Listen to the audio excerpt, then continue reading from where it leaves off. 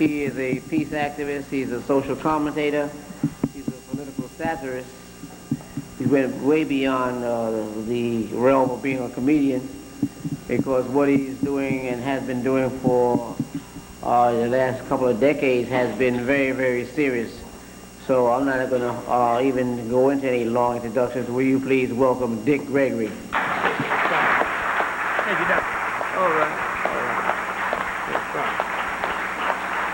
Let me say thank you very much. Let me first say that I thank and praise God that we have all made it here safely. And I pray to God that my return and your return will be equally as safe.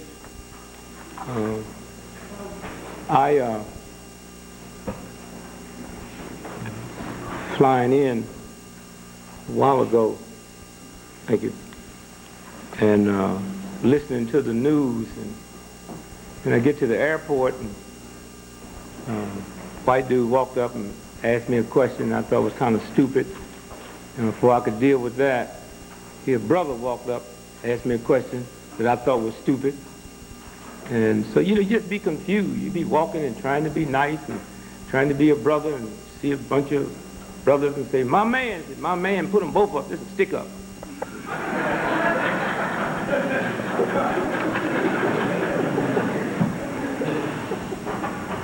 White dude asked me, he said, you a born again Christian?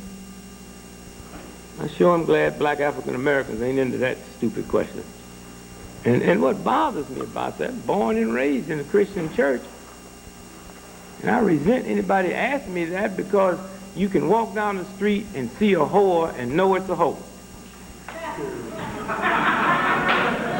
You can see a pimp and know it's a pimp.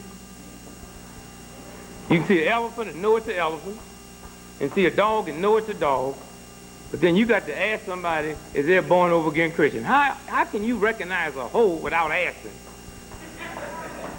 So I just walked away.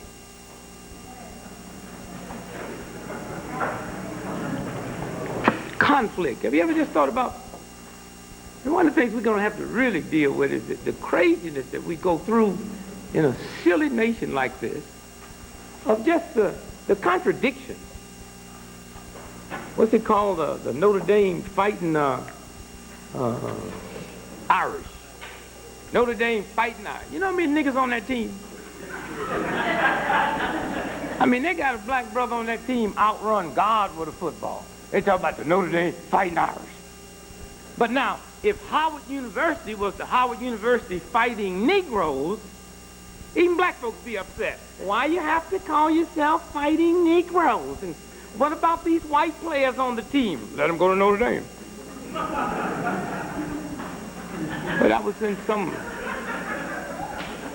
old crazy school. What is it? The Alexander. I was in Alexander High School in Mississippi. And then white folks went down. They got crazy down there. Said, I don't care what you say. See, they can't mess with black folks openly like they used to. So now they pick on we got a right to pray in school. Oh, come on. I'm so glad the Supreme Court said you can't pray in school. I ain't got no problem with praying. You want to pray in school, go to church school. You know, you pray all day. I mean, you ever look at the contradiction? They say, this child got AIDS, and this child gonna go to school with AIDS, and ask me, you think a child should go to school? I say, I ain't got nothing to do with it. I know when I was a little boy, I had chicken pox, and y'all told me I couldn't come. The contradiction. I mean, you get chicken pox, you can't go to school. You get AIDS with 2 years left. What the hell I want to be in school in the last 2 years for? You serious, man? Let me go to Disneyland, get down, you know? 2 years, I'm 7 years old, I'll be dead at 9. What the hell I need to know arithmetic for? And so when you stop and you think about the school system and who you gonna pray to in a public school? Suppose I'm a Jew, or you're a Hindu, you're an atheist, you're a Muslim. Who you gonna pray to? So these folks down there, they decided in this school, we're gonna pray anyway. And that federal judge told them, y'all try it. And I put all y'all in jail. So they decided they wouldn't do it. Because one thing, I mean, a whole lot of folks scared about jail. So I get down there, and I'm doing a drug thing, and the guy said, man, I want you to run by this high school that the governor's going to be there. Now, I won't go by no high school. No, but you got to go down and sit. So I go over there, and they all sitting on stage. Governor, superintendent of schools, all them old bad white folks that was going to defy the federal judge. Now, they sitting there now. So I said, okay, I don't want to be here. I'll fix y'all. So I walk out and say, Our Father, who art in football. They said, oh, thank God, I thought he was going to pray.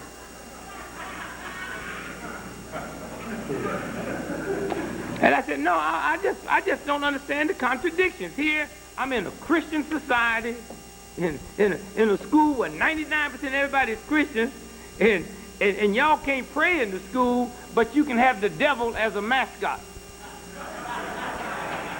This is the high school, okay?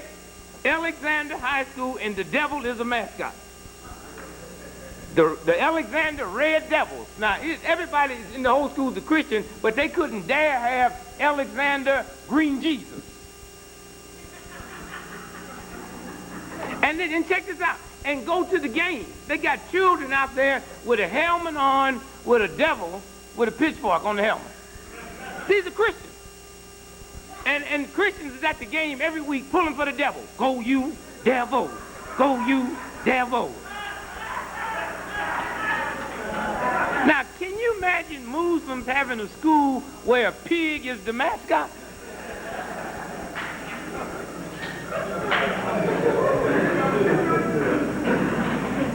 I mean, it's that whole... and then the next thing you look around, and here the brother asked me, look here, Brother Greg, are we making progress in America? So I said, wait a minute now. Check this brother out, because he might not be from this planet. Hey, what do you mean are we making progress? He said, it used to be called Negro History Week, now it's called Black Month. Yeah, it's progress. Because wouldn't you know, when they get ready to give us a month, be that month of February, all them days missing. I didn't expect them to give us a 31-dayer, you know what I mean? I was like stunned when they laid February on us, you know, because most African-American blacks I know, not only do we not like February, don't even understand it. I mean, what's a groundhog? On February the 2nd, on Groundhog Day, if the groundhog sees his shadow, 6 more weeks of winter. Now tell that to somebody living in San Diego. I mean, think about it for a minute. I mean, like February the 2nd, I was, matter of fact, I was here in New York doing this radio show. White dude say, today's Groundhog Day. What do you think will happen if the groundhog sees his shadow? I said, back up, I don't play that groundhog mess. White boy got upset. What do you mean? You anti-American, anti-something? I know you feel that way about it. I'll play it, ask me again. I said, today is Groundhog Day. What do you think will happen today if the groundhog sees his shadow? I said, 6 more weeks of winter, sir. I said, but since we're going to play it, let's keep on playing it. Suppose the groundhog come out today and don't see a shadow, but see 5 black dudes. Do you know what that means? He said, no. I said, 6 more weeks of basketball, chump. I mean, think about it. Think about it for a minute. And then we go from February the 2nd to February 14th, which is not just Valentine's Day, but St. Valentine's Day, which kind of make me feel that if we African-American black folk don't do nothing else, we need to start pooling our money together and talking about entrepreneurship. And the first thing we need to do is come up with some black greeting card companies. Now, Hallmark can make a good card. Don't let nobody tell you Hallmark can't make a good card.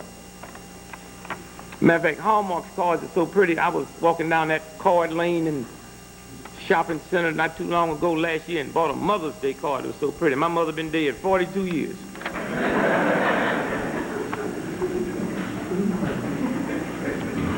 So Hallmark makes the best card anybody on the planet, but Hallmark don't know how to capture that ghetto vibration.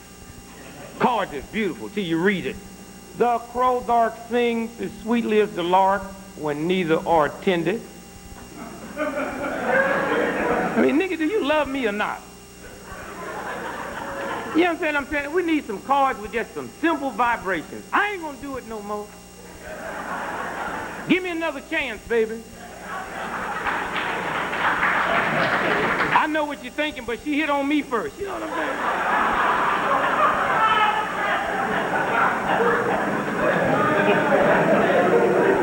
And then we got to ask a lot of questions, and that's what tonight should be about. I've been knowing this brother for a long time. We got to ask questions. And that's what I love about Ralph. Ralph called me up and asked questions. I asked Ralph questions. I love to ask white folk questions.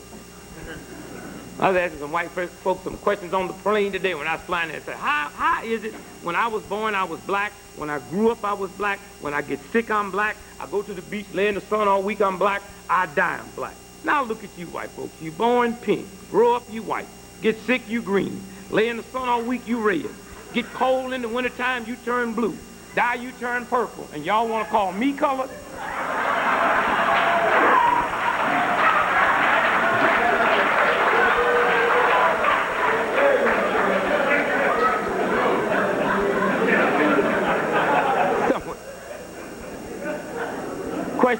Questions. And let me just say to you, we're going through some strange times now. Some serious times. And all the fun and the games is over. Some of y'all sitting here, y'all know it. You feel something, but you don't know what it is. Don't waste your time with Bush and them no more. Their game's over. What you need to do now is try to get in touch with that universal order. That one, and I'm not talking about God, I'm not talking about isms and osms, and I'm not talking about a God that needs your validation. There's something going on that the Pentagon can't deal with. That Russia, with all their awesome power, they can't deal with. Something strange is happening.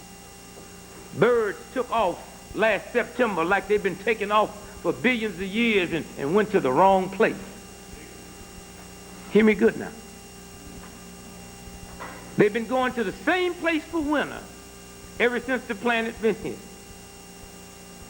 But they went to the wrong place this time. Frogs is dying all over the world. That might not mean nothing to you, but frogs outlive dinosaurs. And when George Bush talk about a new world order, he ain't talking about white folks doing some more craziness. He talking about the real thing. And if you understand the real thing, it's a new game now. And all them old tricks that they had, y'all kiss that goodbye. All the plans they had for black folks, all the plans they had for black, that's over.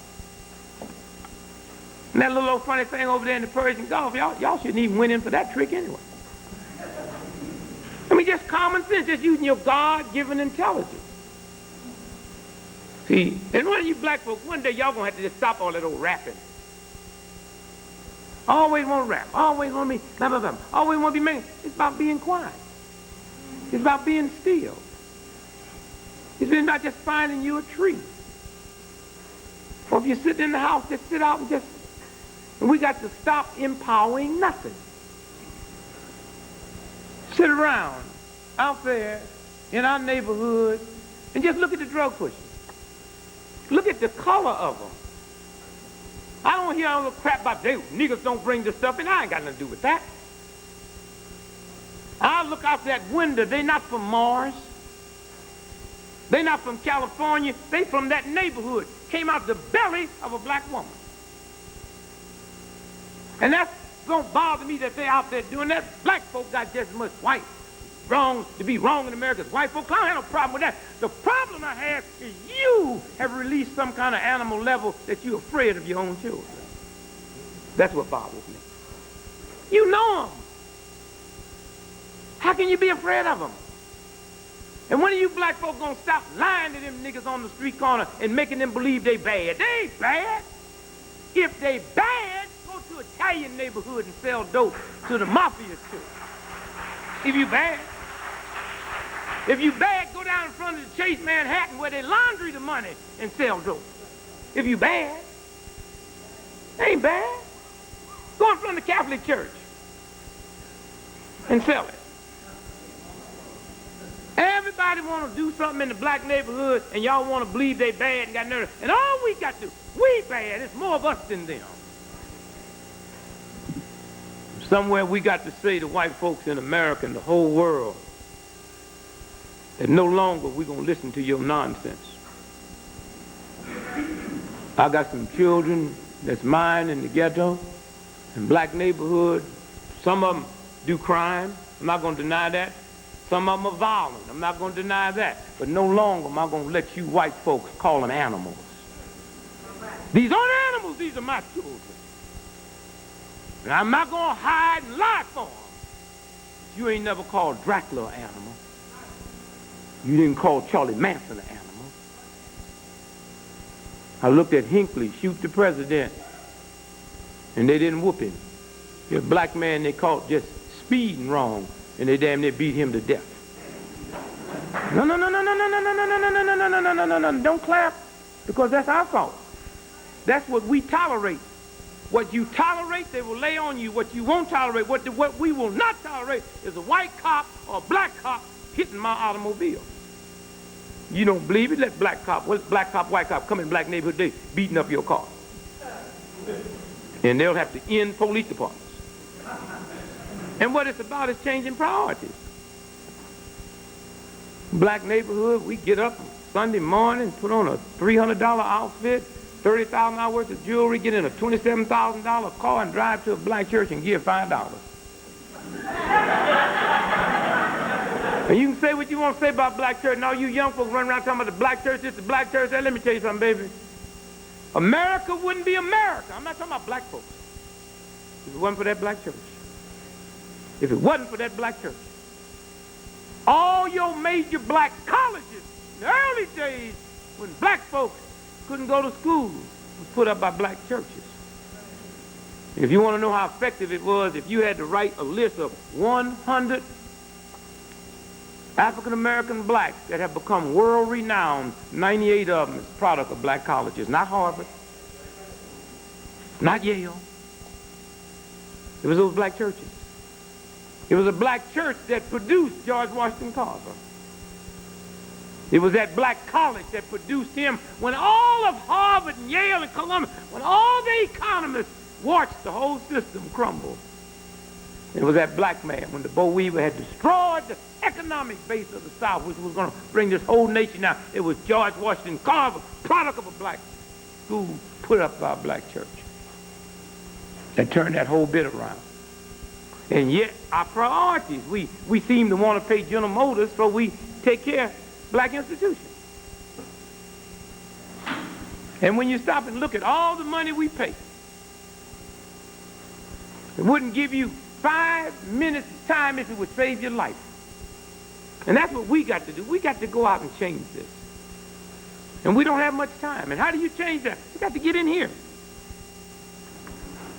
And one of the things this system has been able to do in the black community is made us evil and angry and mean. Not at each other, mean at a white racist system that you're not going to do nothing about. So now you want to come home and jump on me. Black men, y'all need to go home, look in the mirror, and look at them evil looks on your face. I didn't put them there. A white racist system that you tolerate put it there. That you ain't gonna do nothing about. And all them outfits y'all wearing, that's cool, baby, but that ain't gonna solve the problem. I'd rather see you with a processed hair and a nappy mind than all that stuff hanging down your head and a pocket full of dope. Got to smoke you some reefers before you can deal with something. You crazy. Somewhere there's a God force been talking to us black folks for a long time. You better start listening. We running around talking about what we're going to do about dope, what we're going to do about dope. God already gave you the answer. Elijah Muhammad already told you what to do about it. And you don't even have to join the church to be part of that. Muslims not only don't do cocaine, heroin, they don't even smoke cigarettes or drink light bud. Why? The formula's already there. You don't even have to be a Muslim. Just use it. First he said, say no to dope, then yes to God. And then he rearranged their diet. And you can go anywhere on this planet Earth right now. Anywhere in America. And we can go to cities we've never been and we can recognize black Muslims. Why?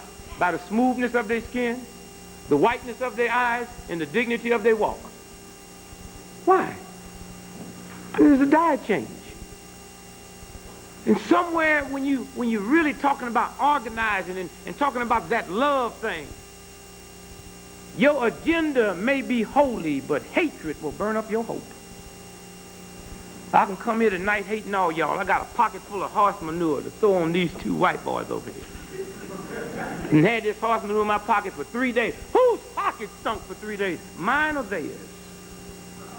Last night when I was eating dinner with my wife and family, who smelled this horse manure?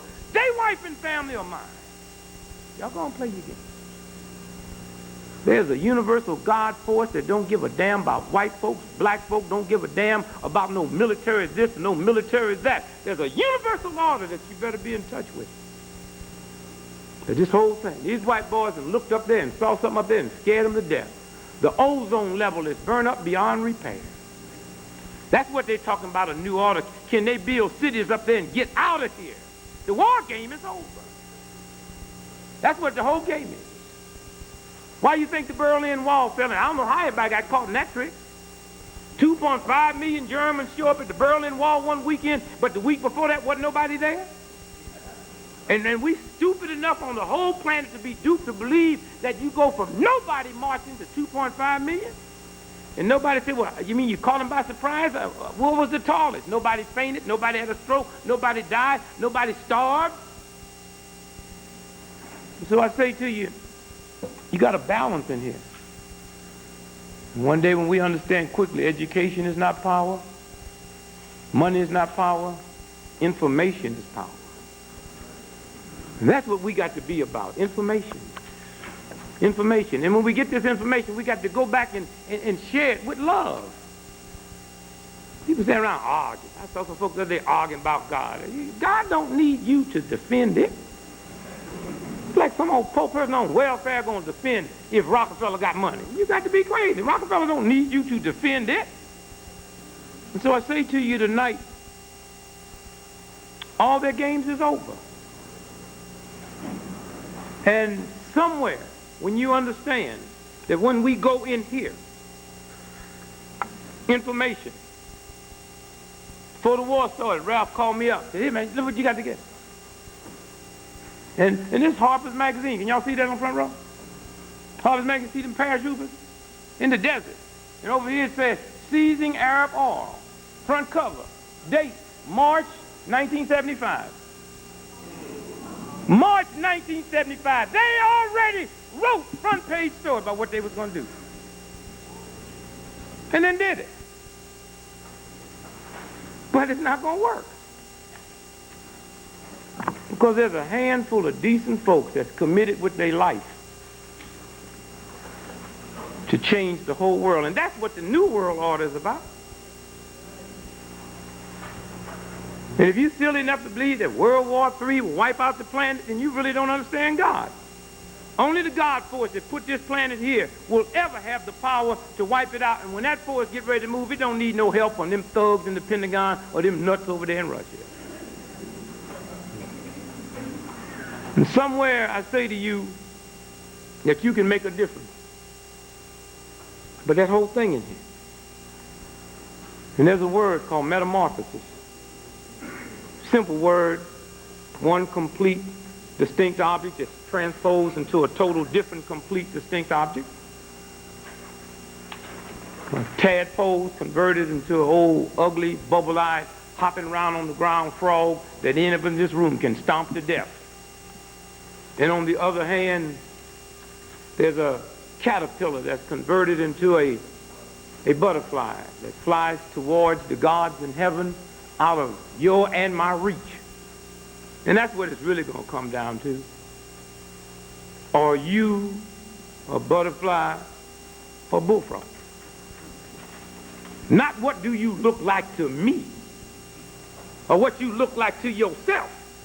When you look in the mirror, you can see Miss Fine this or Miss Handsome that. But if you got to deal in drugs, if you got to destroy the body, if you got to be cool, if you got to have all that old perverted, degenerate sex power, give a damn what you look like to that universal God force.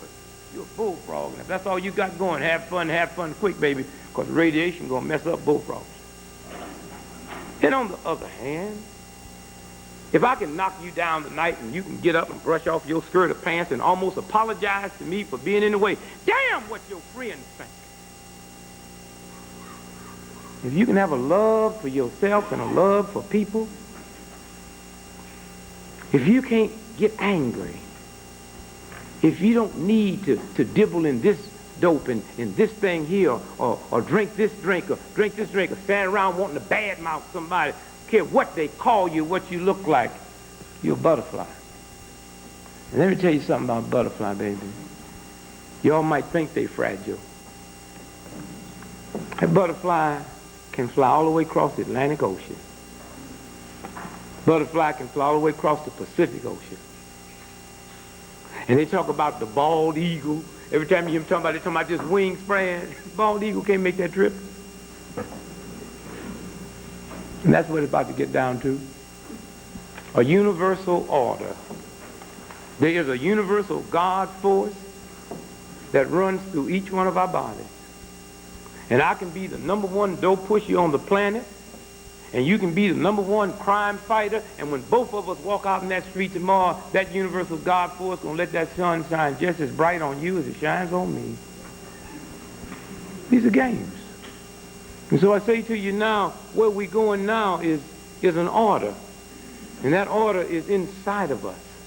That order is a peacefulness. That order is coming together based on love and an understanding of your universal self. And that's all it's going to count in a few minutes. This thing we call food for thought. Because we got a lot of folks just believe if I can just get in the right school, if I can get me some money, I'll be all right. That's all I need, me is some money.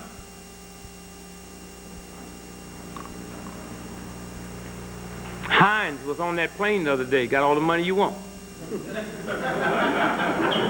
And I don't say that being facetious.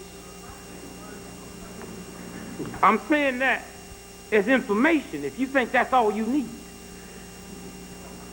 Well educated. There was a meeting took place in Chicago in 1923. 9 of the world's most powerful financiers was there. President of the largest independent steel company, president of the largest utility company, president of the largest gas company, the greatest wheat speculator on the planet, the president of the New York Stock Exchange, a member of the president's cabinet, the greatest buyer on Wall Street, head of the world's greatest monopoly, and the 9th person at that meeting was the president of the Bank of International Settlement. Now, certainly, we must admit that gathered at that group was not only the world's most successful men, world's most educated men, at least they know the secret of making money. But somebody 25 years later, in 1948, said, let's check them out and see where they are. 1948, where are you? The president of the largest independent steel company, Charles Schwab, dead and had lived on borrowed money the last 5 years before he died. Number 2, the president of the largest utility company, Samuel Emerson, died, was a fugitive from justice, died penniless in a foreign land. Number 3, the president of the largest independent gas company, Howard Hobson, was insane. Number 4, the greatest wheat speculator in the world, Arthur Cutler, had died in a foreign country, broke. Number 5, the president of the New York Stock Exchange, Richard Whitney, had just been released from Sing Sing, sick so he could go home and die with his family. Number 6, a member of the president's cabinet, Albert Fall, had just been released from prison, sick so he could go home and die with his family. Number 7, the greatest buyer on Wall Street, Jesse Livermore, had just committed suicide. Number 8, the head of the world's greatest monopoly, Arthur Cutler, had just committed suicide. Number 9, the president of the Bank of International Settlement, Leon Frazier, had just committed suicide. Y'all go and play your games. Huh? There's a universal force that don't give a damn about your money, your education. You was born, the day you was born, with all the wisdom and knowledge that ever was and ever will be, you brought with you. Use that. And stop letting people run game on you. I got tricked because I thought my problem was if I could just get to an integrated school. If I could get to a white school, because I thought white folks had the truth. I get over to a white school and come to find out the same game they run on me, they run on them. Columbus discovered America. You know that boy got lost. How you going to discover a country that's already occupied? Where was the Indians when that boy got here? And that's serious business, because if you can discover a country that's already occupied, I can walk out here right now and go outside and discover your car with you in it. Them history books, Indians was the savages. I asked my mama, how come they call Indians the savages? I brought my book home one day. Mama, how come Indians they call savages? Because they killed the settlers.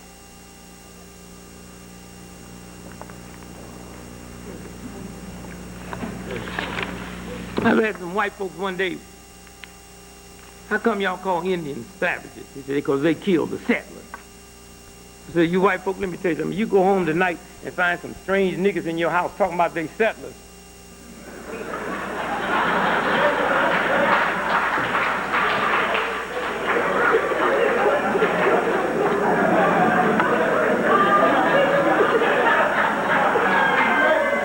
That's called breaking and entry.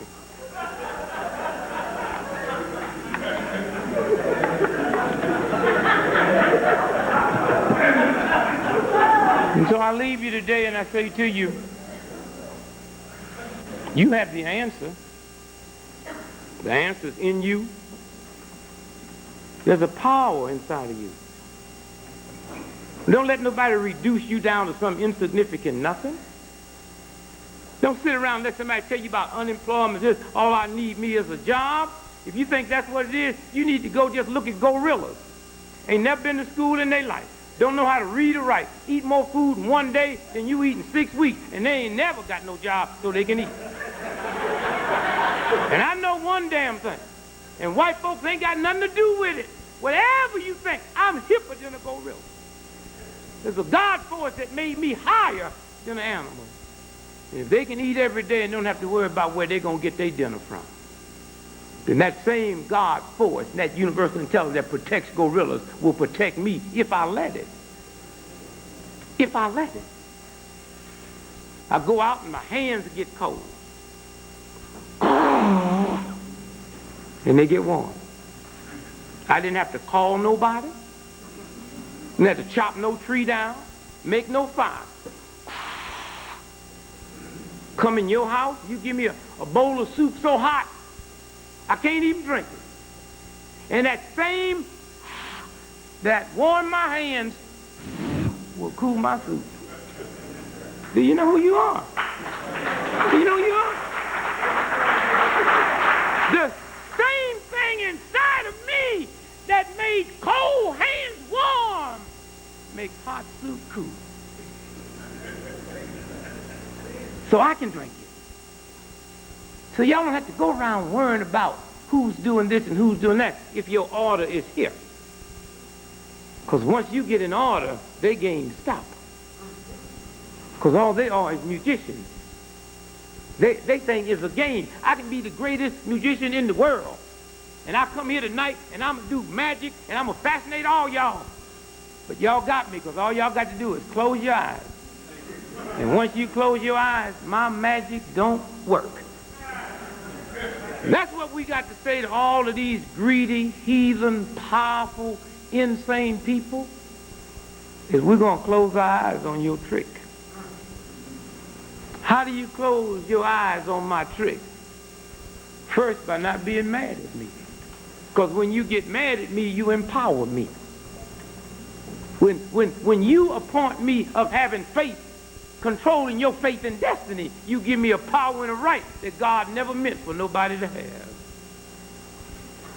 I was a little bitty boy, ran across some white folks with some ropes. They was bad. They thought, I didn't know who they was. And black folks was running. I said, man, tell me who y'all are. I might run too. We the Ku Klux Klan. Nigga, you scared of us? Now, I ain't scared of nothing I don't know. And ain't nobody ever explained to me what a Ku Klux is. Now, once I know, I might be scared. But I ain't run across nobody. So I'm so damn glad you white folks is here. Now, you tell me, what's a Ku Klux? And he said, you know, damn boy, I never thought about that. You know, damn it. Boy, how old is you? I said, I'm 9 years old. Well, nigga, how you think about asking me something like that? The boy got so relaxed, he give me his rope. He said, take this bucket here, a bucket of tar. He said, give me this. I said, give me them feathers there, boy. I got his tar, I got his feathers, I got his rope. I said, now, I'll be right here. Y'all go find out what a Ku Klux is. How can y'all run around being scared of stuff you don't even know what it is? I come home one day, my mama's scared of communism. I say, spell it. She said, nothing. How can you be scared of something you don't know? So I leave you tonight and I say to you, we have a big job. We talk about liberating the whole nation. And we tried everything else. Everything we can try now don't work. So try love. And that starts in here. Once I get in love with me, I don't need no drugs. And that's a funny game y'all run around here playing. You don't understand people smoking reefer, and you got cigarettes in your purse, in your pocket. I mean, this is a crazy nation. Everybody like what they like, but don't like nobody else's. Whiskey drinkers ain't never like winos. Reefer smokers think they cooler than whiskey drinkers, and cocaine snorters think they hipper than reefer, and coffee drinkers hate them all. And yet there's more stomach cancer caused in America every day from drinking coffee than lung cancer from smoking cigarettes. The number one drug addiction in America right this moment is caffeine. Comes out of chocolate, comes out of soda pop, comes out of coffee. And some of y'all sitting here right now that wouldn't look at no cocaine or reefer or cigarette, but if you had to give up your coffee tonight and couldn't take none for the next week, you go crazy. But yet you claim you don't understand addictions. We lose more people from smoking cigarettes. Twice as many people die in America from smoking cigarettes every 10 days as die from hard drugs all year. Something wrong. Something wrong. And then they got all these lies they running down and got y'all believing there's something wrong with drugs. But whiskey's okay. And you black sisters, you older ones, you know the damnedest whooping you ever got from a brother. The brother was drunk on whiskey, not cocaine. So don't come around here playing all these games now that you don't understand this violence. And if you looked at last year's FBI crime stats, 23.9% of all homicides that happened last year was committed by people that had nothing in their body but whiskey. 9.2% of all homicides last year was committed by people that had nothing in their body but hard drugs. The chances of you being murdered in America is 2.5 times to 1 that the person that murdered you be drinking whiskey, not smoking, snorting coke or heroin. These are games they play. And so I say to you, as I leave you tonight, it's time that we deal with information. And I got on the plane, Ralph called me, and I just want to thank y'all, man. Y'all been out here a long time. Just giving information. And that's the one that's going to turn it. Information.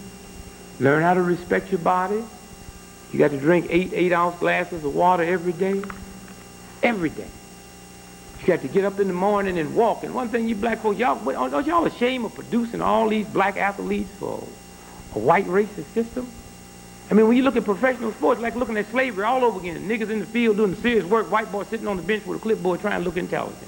And then black folks stupid enough to be duped into the fact that you believe that God gave you some special privilege to produce athletes. No, come on now.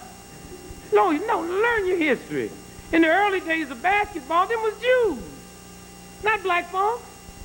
You will never ever talk about basketball and not use the name Bob Haberdasher. And there was a time the NCAA couldn't give a ticket away for free because everybody wanted to come to the NIT at Madison Square Garden. All these East Coast schools with them Jewish basketball players that could outshoot Jesus. It's a game we're playing. And so somewhere I say to you tonight That is up to you. You cannot let a white racist system reduce you down to that hatred. Because all you're going to do is jump on me. Be mad at me.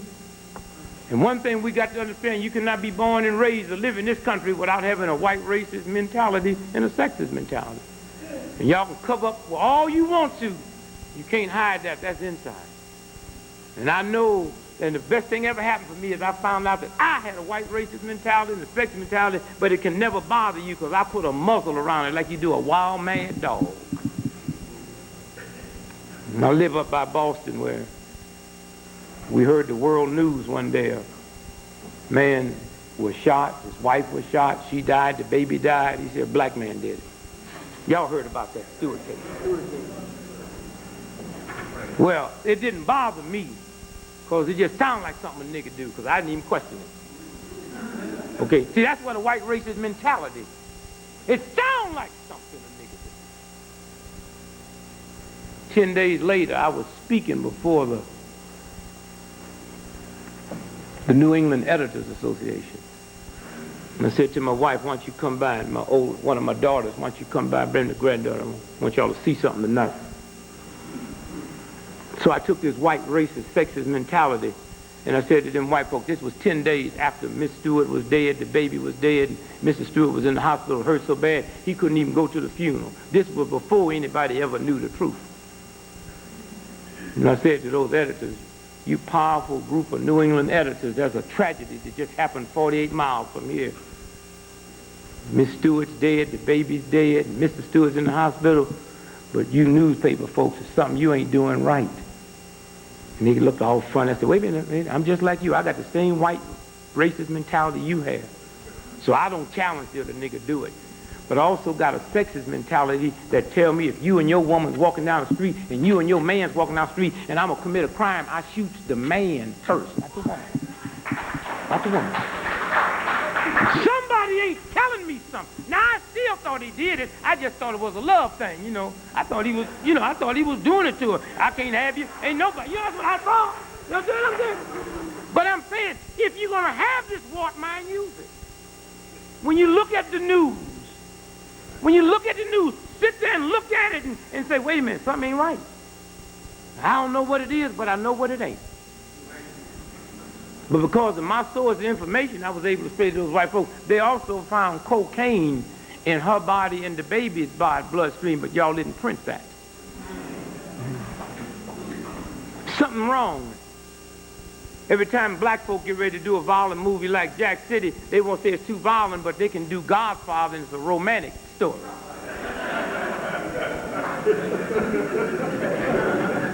I don't know how many of y'all watched Thurgood Marshall last night, the last 2 nights.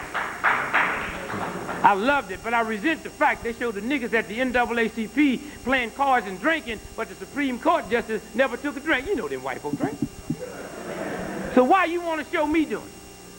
Why you going to show a black sister walking out because she ain't been paid in 3 weeks saying I got a date? Listen to me now.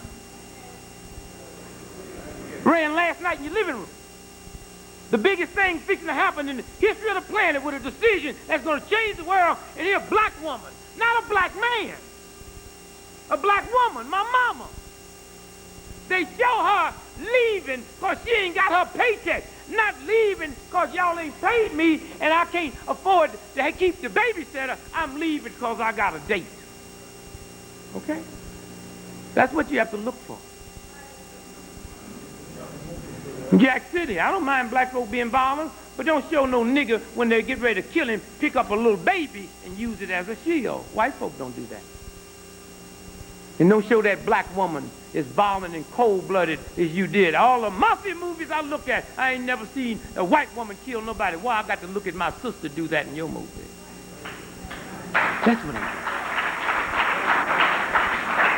saying. And so I leave you tonight and I say, it's our turn now.